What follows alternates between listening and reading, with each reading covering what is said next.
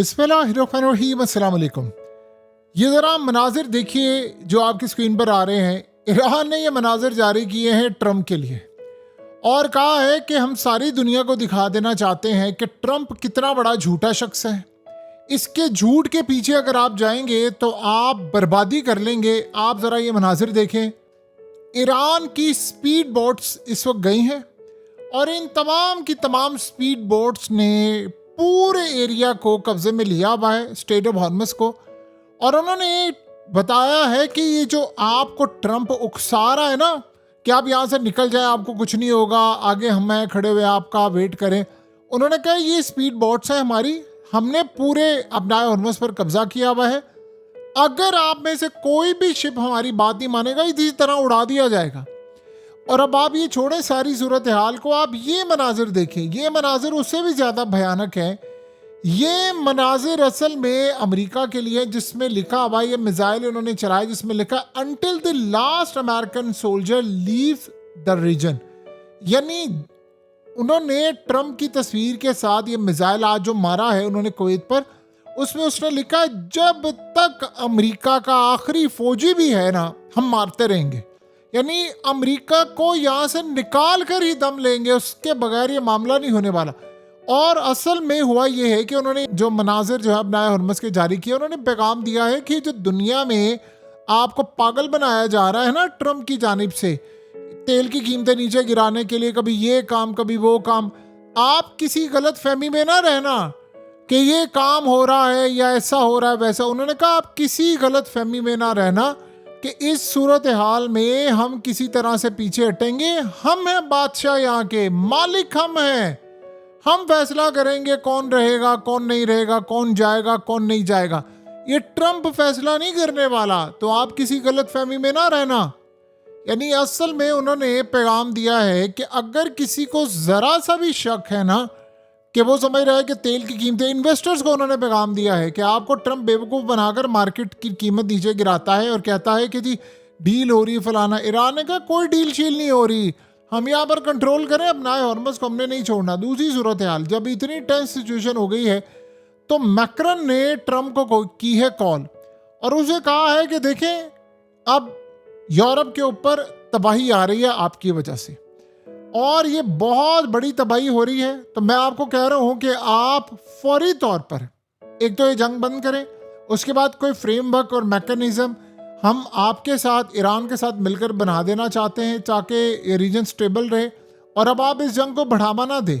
उसने कहा कि हम चाहते हैं कि हम अपना पार्ट प्ले करें और ईरान के साथ भी बातचीत करें, आपके साथ भी बात करें। हम चाहते हैं कि हम यहाँ डिप्लॉय भी कर लें, ईरान से भी मामला तय करें ताकि यहाँ पर सुकून आए।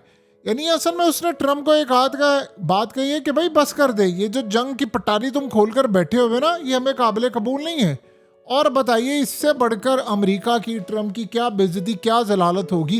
यानी इससे भी ज़्यादा कोई तबाहकुन और जलील करने वाली जो सूरत हाल है आपने देखी है, ऐसा लग तो नहीं रहा। सो अब ये ज़हन में रखिएगा कि अब दूसरी तरफ ईरान ने कहा है कि जो अमेरिका है इनके मौक़िफ़ में तब्दीली आती जा रही है। अब वो नए सने मुतालबात हमसे मांग रहे हैं जिसमें उसने बड़ा क्लियरली ईरान ने कहा, उसने कहा जी जंग होगी तो अब हम कसूरवार नहीं है, ये हम पर अटैक करते हैं, हम इन पर अटैक दे मारेंगे। मिसाइल पर उन्होंने ट्रंप की तस्वीर लगा कर कह दिया है कि हम अटैक करने के लिए जा रहे हैं और जब तक एक अमरीकी फौजी भी सलामत रहेगा हम नहीं छोड़ेंगे।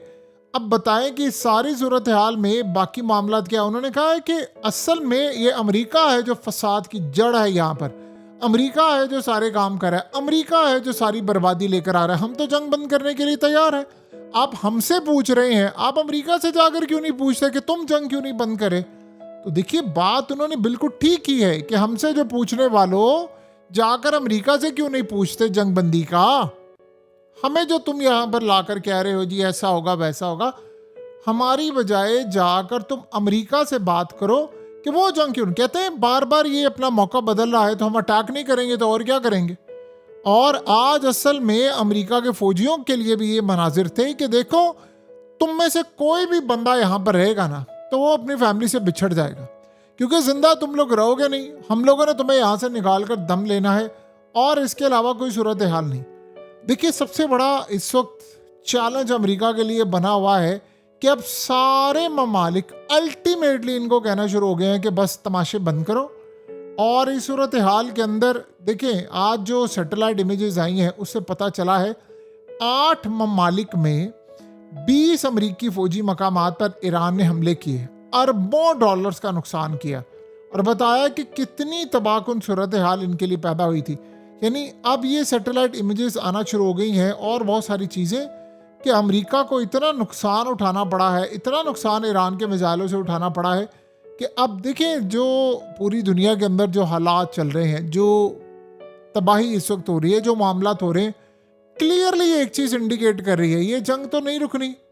इवन कि आप यहाँ से अंदाज़ा लगा लें कि पूरी दुनिया के अंदर जिन्होंने माजी को देखा हुआ है वो कह रहे हैं कि जंग की सूरत हाल, जंग की तबाही जो इस वक्त हो रही है वो आज से पहले कभी भी नहीं हुई। यानी हमने कभी भी इतनी तबाही नहीं देखी, इतनी बर्बादी नहीं देखी जो हम आज देख रहे हैं। और ये जो अब जंग अब शुरू होने वाली है ये अब से ज़्यादा ख़तरनाक है। देखिए यूरोप अपनी बड़ी तबाही की तरफ जा रहा है, इसमें कोई दो राय नहीं है कि यूरोप इस वक्त बहुत बड़ी तबाही की तरफ जा रहा है और वो तबाही यूरोप को पूरी तरह डुबो देगी। यानी ये वो सिनेरियो है जिसमें यूरोप को काफ़ी ज़्यादा नुकसान उठाना पड़ेगा, और यही वो वजह है जहाँ पर अमेरिका को भी बड़ी परेशान कुन सूरत हाल का सामना करना पड़ेगा। यानी यूरोप को अगर आप देखेंगे तो अब उनके पास टाइम बहुत कम रह गया। वो ये कह रहे हैं कि हमारे पास अब बचने का कोई टाइम नहीं है, और ट्रम्प को भी इसलिए कहा है कि अब तबाही सर पर खड़ी हुई है। हमारे देखिए जापान के पास ऑयल इन्वेंट्रीज खत्म होती जा रही है, तेल जो रिजर्व में पड़ा हुआ था खत्म हो रहा है, यूरोप के पास तेल खत्म हो रहा है। कभी फ्रांस या बाकी ममालिक ईरान से बातचीत करने को तैयार नहीं होते थे, आज ईरान के साथ सब मामलात अपने तय करने को तैयार बैठे हुए हैं कि भाई आप एक दफ़ा आए हमारे साथ, आप बैठकर मामला तय करें, हम आपके साथ सारी बातें करने को तैयार हैं, आपके साथ डील करने को तैयार है, मामला तय करने को तैयार है। आप एक कदम आगे तो बढ़े सही, आप आगे बढ़ेंगे तो हम भी आपके साथ आगे बढ़ जाएंगे। यहाँ तक मामलात हो गए हैं। तो बताएं कि ऐसी सूरत हाल के अंदर बाकी सारे क्या करेंगे। अमेरिका के लिए क्या चैलेंज है? अमेरिका के लिए सबसे बड़ा चैलेंज ये बना हुआ है कि अब सारे ममालिक उनको, देखिए पहले गल्फ कंट्रीज कह रही थी, फिर जापान ने कहा, अब वो सारे ममालिक कह रहे हैं कि जी तेल ख़त्म हो रहा है। और मज़े की बात ये है, जो हैरान कर देने वाली सूरत हाल है, कि अमेरिका में भी तेल ख़त्म हो रहा है। इन्होंने जो स्टोरेज की हुई थी, इन्होंने किया क्या कि पहले तो ये सोच रहे थे अच्छा आज बंद हो जाएगी जंग, कल होगी। इन्होंने दीगर ममालिक को तेल बेचना शुरू किया, इंडिया को भी दिया, साउथ कोरिया को भी दिया, अगरचे महंगा गया उनको। लेकिन अब हुआ ये है कि 5 साल की कम तरीन सतह पर अमेरिका का तेल आ गया। यानी अमेरिका जितनी प्रोडक्शन करता है उतना तेल उनकी आवाम के लिए या एक्सपोर्ट के लिए नाकाफ़ी है। यानी आप ये सोचें कि अमेरिका दुनिया भर के अंदर तेल भी एक्सपोर्ट करता है, आपको पता है ये रशिया से भी तेल लेते हैं, और उससे भी बढ़कर हैरान करें देने वाली सूरत हाल है, ये गल्फ कंट्री से भी लेते हैं, क्योंकि अमेरिका अपनी ज़रूरत का 80% या 82% के करीब सिर्फ तेल निकाल पाता है, बाकी वो इम्पोर्ट करते हैं। 85% तक भी समटाइम इनकी प्रोडक्शन हो जाती है, उसमें से ये कुछ एक्सपोर्ट भी करते हैं अपनी उजारादारी कायम रखने के लिए। ट्रम्प वैसे तो कहता है कि रशिया और सऊदी अरब से ज़्यादा हमारा तेल है। भाई तेल ज़्यादा है तो इन्वेंट्री सब कम क्यों हो रही है तुम्हारी?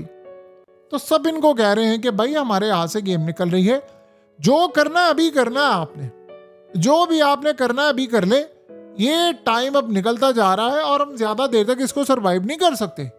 तो अब अमेरिका को ये जाहिर सी बात है चैलेंज फेस करना पड़ा है। और दूसरी बात ये है कि देखें मुज़ाकरात लंबे चलते जा रहे हैं। पहली सूरत हाल ये है, अभी तो हो रहे हैं अमेरिका को कॉल्स और पैगामात रिसीविंग वाले सिलसिले, इसके बाद सब ने ईरान की तरफ आना है। ईरान को ये बात पता है कि अगर यूरोप आएगा, हो सकता है कल को यूरोप फिर ये डील कर ले कि भाड़ में गया अमेरिका, वो ईरान से बातचीत कर ले कि ठीक है भी हम आपसे पाबंदियाँ हटा देते, आप हमारे तो जहाज़ों को जाने देना। तो ईरान तो आपको पता है अभी तक उनके भी जहाज़ नहीं जाने दे रहा। यूरोप अब तबाही की तरफ जा रहा है, और यही वो वजह है कि यूरोप को ये बात अच्छी तरह समझ आ गई है कि यहाँ से हमें निकलने के बाद सिर्फ और सिर्फ तबाही का सामना करना पड़ेगा।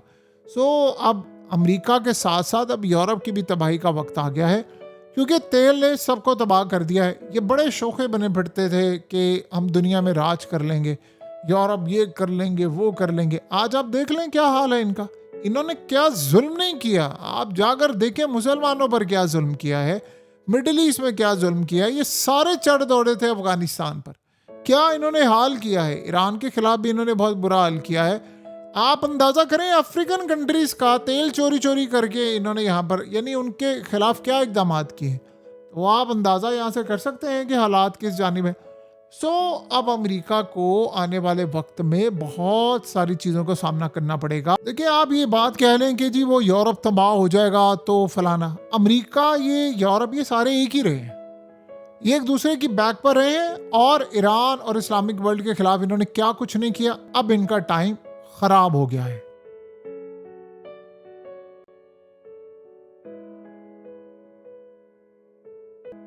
हकीकत टीवी को सब्सक्राइब करना मत भूलें, वीडियो को लाइक करें, शेयर करें और कमेंट सेक्शन में अपनी राय का इजहार जरूर करें।